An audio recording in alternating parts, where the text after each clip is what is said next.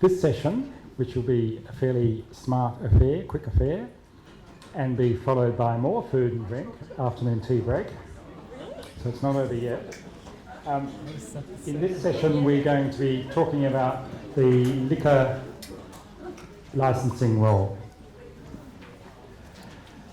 So it's a panel discussion. I'm just waiting while some people find their seats and get settled at tables. That's great. Do a presentation first, and then the Q&A. We've got 10 minutes. Slido. No?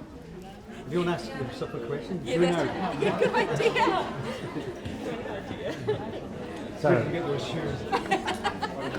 can you find seats at one of the tables? There are chairs around here. That's Jane to Dorothy too, so that's right, yeah. Won't be so bad. I'll be hiding behind the back. Maybe Andrew, would you take a seat somewhere? Yeah, can you sit down to the right? which papers say that you from? Okay, With ADF, so I'm looking at the Metro Sydney, other than North Sydney. right, let's get started, shall we? Everyone, focus please. Thank you. Great. So, alcohol remains the drug of greatest concern among CDATs generally. There was a Slido poll which many of you have contributed to already asking, I'm afraid I can't show it on the screen at the moment, asking you which was the drug of most concern within your CDATs, and alcohol was way out in front. So it remains a concern for all of us in terms of the proliferation of licensed venues, small bars, large bars, beer barns, hotels, all kinds of licensing arrangements. So what we're going to do in this session with the help of these panellists is to dig down a little deeper into the issue of liquor licensing in particular, and how CDATs can play a role in supporting communities to better monitor the way in which liquor licensing happens. So on the panel, we have these four distinguished people. Damian Dabrowski from ADF, who has been heavily involved in the development of the liquor licensing toolkit. Nicola Lewis, sitting next to him. Nicola's from the ministry, and has also had a long attachment to the issue around alcohol and community engagement in these areas. Tony Brown at this end. Tony is the chair of the Hunter Multicultural CDAT, and has been involved in a community activism sense in liquor licensing and restriction legislation, both here and in other places around the state. We'll get Tony to talk about that. And Pete Whitecross, known to us, of course, as an ADF Senior Community Development Officer. Some of the CDATs within his patch have been working on this issue as well already. So to begin, we're going to ask Damian to talk us through the process of the development of the liquor licensing toolkit. But in saying that, he will be talking about the involvement of somebody who is not on the panel, unfortunately. Who do you think may not be represented here who well could be in a discussion around liquor? The police, right? Liquor licensing, Liquor and Gaming New South Wales. Liquor and Gaming New South Wales have been very supportive, certainly very much engaged in the process all the way through, but for one reason or another they weren't able to supply someone to join this discussion, which is a bit unfortunate, but you should, the community team within Liquor and Gaming New South Wales are key contacts and people who, I know many of the CDATs have already been engaged with them as well, but we'll hear more about that as we go. Can I hand over to Damian though, who's going to talk us through a quick overview of the development of the toolkit.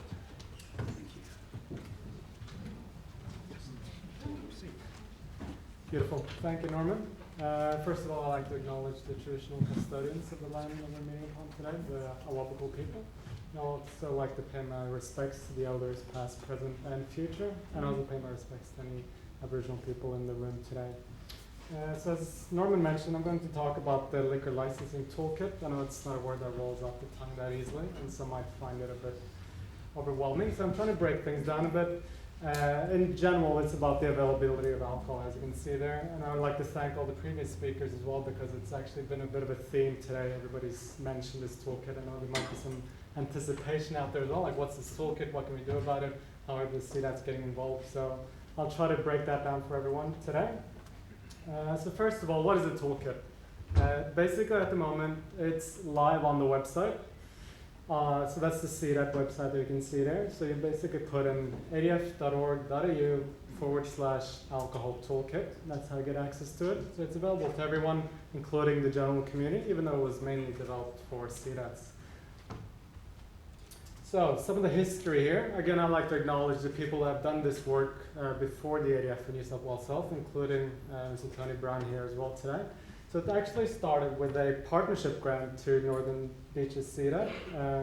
They decided to have a number of workshops across New South Wales, most of which were led by Tony. So he did quite a few presentations there. They invited people from all walks of life, if you will, but it was mostly allied health workers. You had council members there, police, other CDAT members. It was a free workshop, so anyone who wanted to attend was able to attend. So again, the ADF in New South Wales Health, we basically looked at these workshops and we thought, well, could we make this into a resource for everyone? Because again, it was quite limited to just this grant, and we recognize the great work that both Tony Brown and Melissa Palermo did with the Northern Beaches CDAT. We decided to create a toolkit that would be available to everyone, a resource that would help people navigate the landscape of liquor licensing, which, as I said, can be a bit complicated. But again, that's why we're here, and that's why I'm talking as well. I'm trying to break it down a bit and to show you the different parts. So the first thing we did was to form a working group. So as you can see there, those are the names that were involved. So again, Tony, we had Melissa from New South Wales Health, we had Ralph Moore and John Haydock, we had our own state manager, Lisa Simoni, myself, the great Jeff Monroe, who did a presentation earlier, and we had Laura Bajorni, who did the actual content, and I would probably argue had the most difficult job, because there were a lot of people around the room, a lot of opinions, a lot of compromise had to be made, but she managed to get it all together, and now everyone's left smiling. So it's a great result. So again, as I mentioned, it's a free resource. We will be talking a bit more about what happens next and so on, but first of all, I'd just like to show you some of the history there. So I just want to mention the last point that I put there, because the ADF and New South Wales Health always talks about evidence-based approaches. So when it comes to evidence-based approaches in AOD, liquor licensing has very good evidence and solid evidence behind it as well. So we've already talked about a few things like reducing the hours of serving, the density of outlets, and so on and so on. So there's a wealth of data available. There's a number of examples and case studies, which undoubtedly Tony will be able to talk about as well, of places where it has worked and it has actually reduced harms. So over to the content of the actual toolkit. So it's module-based and it's not sequential. So you don't have to go through from module 1 to module 5. Again, if you're in this space, and I know a lot of CDATs are already, you might be working with liquor courts, or you might already be putting through objections or looking at applications that are coming through in your area. You can pick and choose whichever you want. But for those who are wanting to get a bit of a basic rundown, I'd suggest going through them all one by one.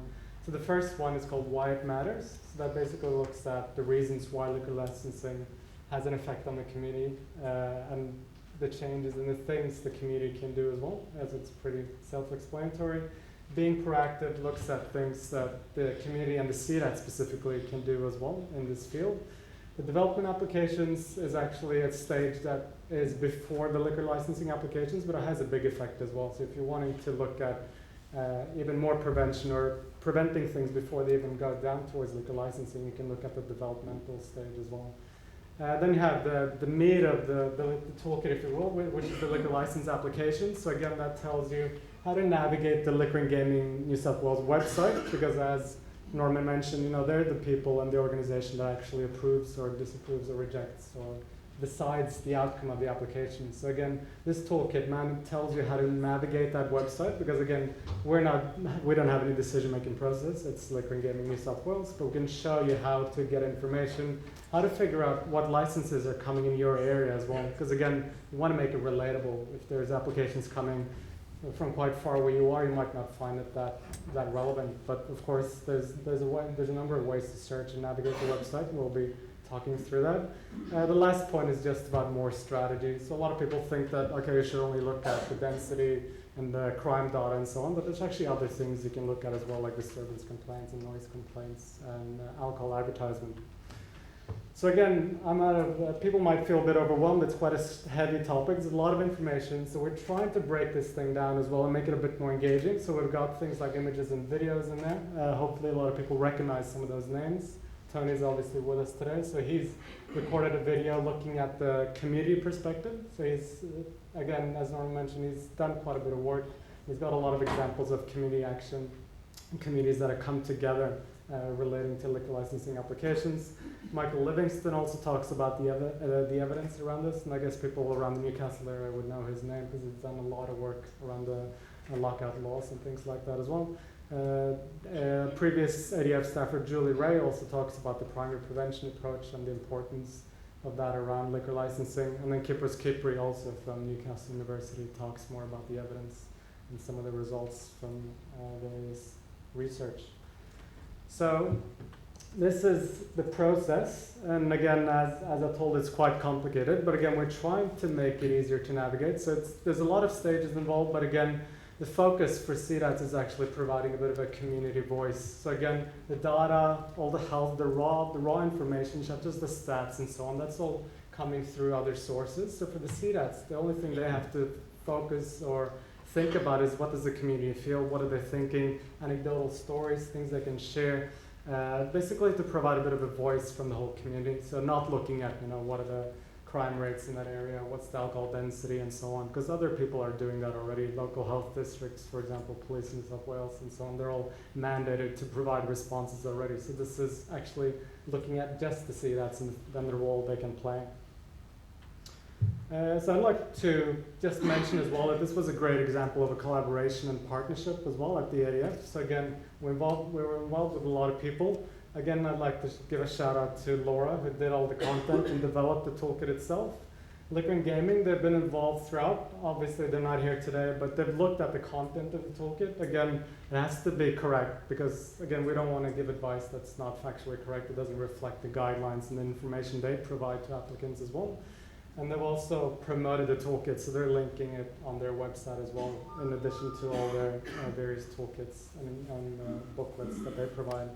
The other big partner as well is the State Library of New South Wales. Hopefully a lot of people know them already, because I know some CDATs already have members from the local library that's on the CDAT, in some cases chairs, as well as other CDATs might use libraries as a place to meet or hold their activities as well. The other section of the partnership as well is obviously having CDAT members involved. Again, we don't want it to be only New South Wales Health and ADF. We also want to make sure that the CDATs have their voice. So again, they were represented through Tony and Melissa. Okay, so what's happening next with this toolkit? So some of you might have received emails already from your SCDOs asking, are you guys interested in this? Would you be, are you interested in running an event or doing something to promote the toolkit? So we decided to still keep that short list, because I know there were about 10, 15 CDATs that were really interested, but we actually wanted to launch it today at the conference, just to make CDATs aware and just to see what the interest is among people in the room. So what we're going to do is to have a bit of education and awareness as well about the toolkit, making sure that everybody knows about it, because via emails and so on, you might not be able to get as much info. It might be a bit overwhelming, so we're trying to break down things, and that's why we had the Q&A panel as well. So you can ask questions, how's this relevant to me, how does this work, how can I do this, and so on and so on. So obviously I'm talking about the toolkit itself, but the discussion is around liquor licensing in general. So again, I just want to emphasize the importance of the community voices. Again, Liquor and Gaming New South Wales have made it very clear, and they mentioned that in their resources as well, that the CDATs are really well placed to be able to gather the community voice and provide info on, okay, what does this community feel about this particular application? And it can be anecdotal, it doesn't have to be based on evidence or literature and so on. Again, they're just wanting to hear what the community thinks. And we're trying to facilitate those discussions. We're trying to help you realize how you can do that. So the second part, or the second stage of the toolkit is basically a 2-page resource, which would be in your tote bags already. So you should have had a look at that. If not, you can have a look now as well. It's just a double-sided A4. It tries to summarize the whole toolkit, and it's got a link to it. Obviously, you want to know where you can find it. So that's obviously stage 1. But part of that resource also is that we're going to be promoting this toolkit and that specific resource with our partners in this specific project as well. So again, the CDATs already have it. And now we got the link. There'll be more details via email. The ADF will be hosting it on the website. We're always promoting it as well as often as possible. I presented this toolkit at the national office at the ADF as well, and other states are already showing a lot of interest, and they're asking, okay, how does this work? Can I get more information? So, there's a lot of interest in this topic. And again, because it's a partnership with both health, but also the organization that approves the applications, we almost have as much information as possible. We know what goes into the decision-making process as much as we can, and we're able to provide as much info as possible to help the CDATs provide a good and structured response to applications. So again, with health, they'll be promoting it on their websites as well, so Your Room. I'm sure a lot of CDATs already know Your Room. Most CDATs would know they can order free resources from there as well, so just a shout out to Your Room and New South Wales Health for providing that to everyone. The last partner, again, as I mentioned, is the State Library of New South Wales. So again, with those of you who have been to libraries, you'll notice there is a section called Drug Info at your library, at most public libraries here. So again, they'll be using this resource as well to promote that, and they'll also be using it as part of a little road show that they're doing across the libraries in the state. So what's next for CDATs? At the moment, it's March. As most people would know, and as I've announced already, the next grant round will be around September, October. It's the same as the previous year. So again, we're wanting some CDATs to see if they'd be interested in doing any partnership or project applications in this area. Again, it wouldn't have to be just focusing on, okay, we want to put in 5 objections to applications. We can tie it into alcohol-related harm. It can be part of a different, bigger activity as well. Because again, it's not that much work, but we just feel like if CDATs are really looking for things that have evidence behind them, as far as harm reduction goes and AOD activities, this is a great example. So once we get a bit more traction, again, I don't want to say that no one's doing anything. We have a couple of CDATs that I know are already in this space, and they'll probably find this toolkit even more useful because they know about it. But we'd love to see what else happens, and ideally by 6 months or so, we'll have some case studies that we can showcase as well. So maybe if there's another conference at the regional forums, CDAT chair networks, there's a lot of avenues that we can provide examples of what other CDATs are doing, because I think that's what a lot of the CDATs like. One thing is having external people coming up and showing their activities, but if you can see what other CDATs are doing, that makes it a lot easier, especially because we try to keep your people in touch. You have your SCDOs as well that know what other CDATs are up to, so you can always ask them as well if you need any more information. So that's pretty much it for now, but again, I'll leave it up to the panel to take on any more questions. So just let that sink in. Again, you've got the resource in your toolkit, so you can always have a look there. Please have a look at the website, browse it. If you have any feedback, any questions on the content and so on, just flick me an email or give me a call. Most of you hopefully know me already by voice or by email. Thank you. Thanks very much.